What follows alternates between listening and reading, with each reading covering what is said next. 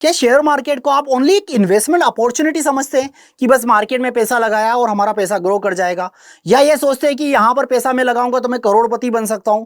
तो अगर ये कुछ आपके माइंडसेट में अगर चल रहा है तो बिल्कुल गलत आप सोच रहे हैं, क्योंकि मार्केट में पैसा लगाने से पहले आपको अपनी रिस्क पता होनी चाहिए कि हम कैसे इस मार्केट में पैसा लगा सकते हैं।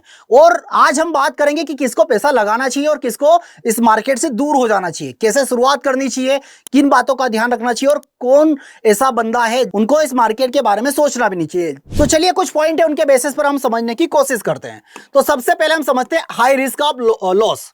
मतलब यार इस मार्केट में आप इन्वेस्टमेंट कर रहे हैं, अगर मान के चलिए आपने 1 लाख रुपए इन्वेस्टमेंट किया है, अब 1 लाख रुपए में से आपने कोई 100 रुपए का शेयर खरीद लिया, तो 100 रुपए का शेयर खरीदा मतलब 1000 शेयर आपने खरीद लिया। अब 100 रुपए का शेयर मान के चलिए इन फ्यूचर 80 रुपए आ गया, 80 रुपीज आ गया, तो यहीं पर हमारे पास कितना रिस्क है, यहां पर हमको 20,000 रुपए का लॉस हो जाएगा।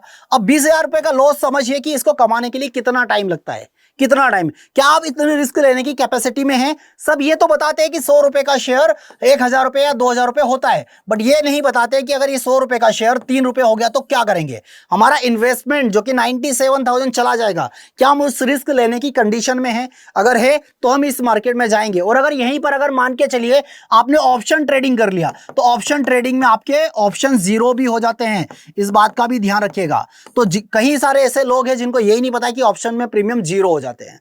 तो अगर ये नॉलेज है तो ही आप मार्केट में पैसा लगाइएगा। सेकेंड है लेक ऑफ नॉलेज, मतलब कि बहुत सारे ऐसे लोग हैं जो कि सोशल मीडिया पर इन्फ्लुएंस होते हैं, लग्जरी लाइफ है, कार्स दिखाई जा रही है, बंगले दिखाई जा रहे हैं कि हमने सोशल शेयर मार्केट से इतना कुछ कमाया है, बट आपको पता है इसके उसके पीछे की डार्क रियलिटी क्या है? क्या सच में ऐसा बनाया है या अपने प्रोडक्ट को दिखाया जा रहा है? तो उसके पीछे की डार्क रियलिटी आपको पता होनी चाहिए कि सच में क्या मार्केट में इतना पैसा बनाया जा सकता है, नहीं बनाया जा सकता। कैसे पता चलेगा? आपको एनालिसिस करना पड़ेगा, आपको टेक्निकल समझना पड़ेगा, आपको फंडामेंटल समझना पड़ेगा, तभी जाकर हमको एक्चुअल रियलिटी पता चलेगी। ऐसा नहीं कि हम किसी को भी हमारा पैसा सौंप दे रहे हैं, और अगर ऐसा आप कर रहे हैं तो ये समझिए कि वो सबसे बड़ी रिस्क ले रहे हैं अपने जीवन की। Emotional decision making. Emotional decision making क्या होता है? अगर सपोज मान के चलिए इमोशनल डिसीजन मेकिंग के अगर बारे में हम बात करें, तो हमने देखा, हमने कोई सा भी शेयर खरीदा और हमने वहां पर खरीदते हुए क्या देखा कि हमको यहां पर 1,000 रुपए का लॉस हमको दिखाई दे रहा है। तो हमने क्या किया, हमको पता है कि बाजार 1,000 रुपए से ओपन हुआ, 900 रुपए आ चुका है, तो यहां पर हम हो चुके इमोशनल कि नहीं यार मेरा पैसा डूब रहा है, मैं क्या करूंगा, मैं बाकी के शेयर्स बेच दूंगा। और जब यही शेयर्स 1,200 रुपए का रेट दिखाएगा तब हम सोचेंगे, फिर इमोशनल हो गए, अरे नहीं मैं शायद उस टाइम होल्ड किया होता तो मुझे 2 लाख 3 लाख रुपए का यहां पर प्रॉफिट भी मिल चुका होता। बट हम क्या करेंगे, यहां पर हम बेचेंगे और फिर 1,200 रुपए पर क्या करेंगे, फिर से एंट्री करेंगे। जब यही शेयर 800 रुपए होगा तो फिर इमोशनल होकर फिर एग्जिट कर जाएंगे। तो हमको कभी भी इमोशनल नहीं होना है। हमेशा ध्यान रखिए कि आपको अगर पैसा लगाना है तो आपको लर्निंग होनी चाहिए, आपको सारी चीजें पता होनी चाहिए कि आप पैसा कहां लगा रहे हो। इमोशंस में आकर कभी भी गलत डिसीजन मत लीजिए। और मोस्टली टाइम पर जो टेक्निकल या फंडामेंटल सीख भी चुके हैं वो इमोशनल ट्रेडिंग में आकर ही क्या करते हैं, अपने लॉस कर लेते हैं। इसके बाद है high transaction cost. High transaction cost मतलब क्या है? अगर आप शेयर मार्केट में ट्रेडिंग कर रहे हैं तो आपको लॉस हो रहा है, पहली चीज तो लॉस हो सकता है, बट वहीं पर ये देखिए कि आपको ब्रोकरेज भी लगने वाली है, ब्रोकरेज लगेगी, वहां पर आपको ट्रांजैक्शन चार्ज लगेंगे, बहुत सारे ऐसे होते हैं कि अनहाइड चार्ज होते हैं तो वो भी आपको लग सकते हैं।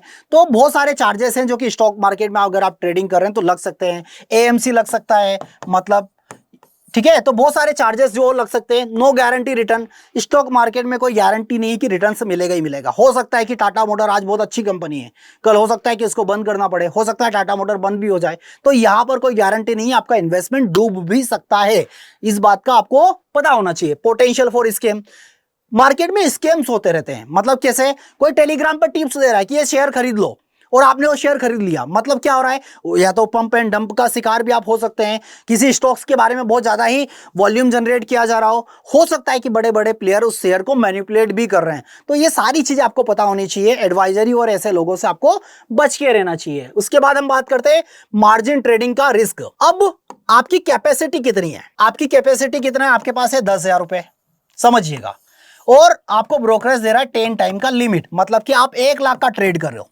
करिए। तो क्या 1 लाख का ट्रेड करवाने के पीछे ब्रोकर का कोई रीजन है?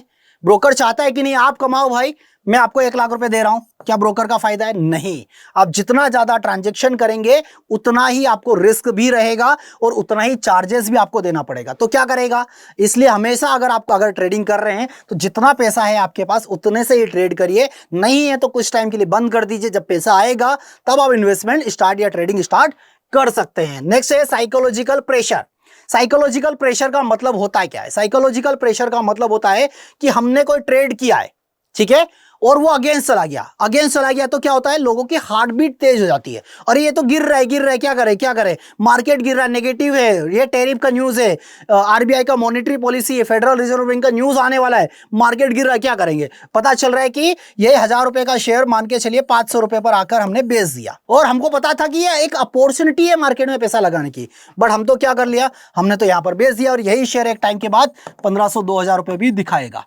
बट क्या होगा, हम बस रिग्रेट करेंगे और कुछ नहीं करेंगे। नेक्स्ट ऑप्शन है हमारे पास short term versus long term. अगर आपका गोल शॉर्ट टर्म है, आपके पास छोटा पैसा है, थोड़े टाइम के लिए पैसा है, तो आप इस मार्केट से दूर रहिए, सिंपल। उसके बाद क्या है, सडन रेगुलेटरी चेंज। सेबी का कोई रूल आ गया, कोई रेगुलेशन आ गया, टैक्सेस को लेकर कोई रेगुलेशन आ गया, और अगर आप कैपेबल नहीं हैं कि ये सारी सिचुएशन को हैंडल कर पाएं, तो आप इस मार्केट से दूर रहें तो ही बेटर एक ऑप्शन है। मार्केट का टाइमिंग, अब क्या होता है, कई बार हमको पता है कि मार्केट 9:15 से लेकर 3:30 तक चलता है। अब इस बीच हमको कोई टाइमिंग का नहीं पता है कि मार्केट टाइमिंग चलता कब है, और हमको कोई ट्रेड करना है, और हमको पता है कि वो पोजीशन हम आज को इसके और अप करना है, बट कल हो सकता है कि कल कोई नेगेटिव न्यूज आई है, हो सकता है कि वो शेयर्स या मार्केट पूरा का पूरा कल नेगेटिव जाने वाला है या पॉजिटिव जाने वाला है, बट हमको उसकी इंफॉर्मेशन ही नहीं है, आधी अधूरी इंफॉर्मेशन है, तो भी हम उसके कारण भी हम एक लॉस कर सकते हैं। नो पैसिव इनकम, अगर आपके पास कोई पैसिव इनकम नहीं है, मतलब कि एक रेगुलर इनकम नहीं आ रही है आपके पास, और आप ओनली लोन लेकर या क्रेडिट कार्ड से अगर आप ट्रेडिंग करने के बारे में सोच रहे हैं, तो मत करिए, छोड़ दीजिए इस मार्केट, ये मार्केट आपके लायक बिल्कुल भी नहीं है। लास्ट है हमारे पास कॉम्प्लेक्स इन्वेस्टमेंट प्रोडक्ट। अब हमारे पास इन्वेस्टमेंट प्रोडक्ट में क्या आता है, हम कैश में पैसा लगाएं, फ्यूचर में पैसा लगाएं, ऑप्शन में लगाएं या क्रिप्टो में लगा दें, कहां पर हम इन्वेस्टमेंट करें, कमोडिटी में करें, गोल्ड खरीदें, सिल्वर खरीदें, क्या करें आखिरकार, हमको पता ही नहीं कि हमको कहां पर पैसा लगाना चाहिए, हम एसआईपी करें, म्यूचुअल फंड करें या ईटीएफ खरीदें। तो जब इतना सब हमको लेकअप नॉलेज है तो हम कहां पर पैसा लगाएंगे, हम कहीं ऐसा तो नहीं कि बस अंधाधुन हम पैसा लगाए जा रहे हैं, नहीं, आपको इन सारी चीजों के बारे में नॉलेज होना चाहिए। आपको पता होना चाहिए कि अगर मैं इक्विटी में ट्रेडिंग कर रहा हूं तो रिस्क क्या है, कमोडिटी में ट्रेडिंग कर रहा हूं तो रिस्क क्या है, गोल्ड खरीदना है कि सिल्वर खरीदना है, शेयर्स खरीदना है कि ईटीएफ खरीदना है, ये सारा नॉलेज आप लोगों को पता होना चाहिए। अगर इतना सब नॉलेज आपके पास है तो ही इस मार्केट में पैसा लगाइए, अदरवाइज इस मार्केट में इन्वेस्टमेंट करने की जरूरत नहीं है। आप एफडी या आरडी में अपना पैसा सेव रख सकते हैं। तो कैसा लगा ये इन्फॉर्मेशन, मुझे आप ये कमेंट बॉक्स में जरूर बताइएगा, और ये वीडियो उन लोगों को जरूर शेयर करिएगा जो मार्केट में ओनली पैसा लगाने के बारे में सोच रहे हैं, उसके रिस्क को नहीं समझ रहे हैं। तो फिलहाल मेरी तरफ से आज के लिए इतना ही, फिर हम मिलेंगे नेक्स्ट वीडियो में नेक्स्ट कंटेंट के साथ। Thank you so much.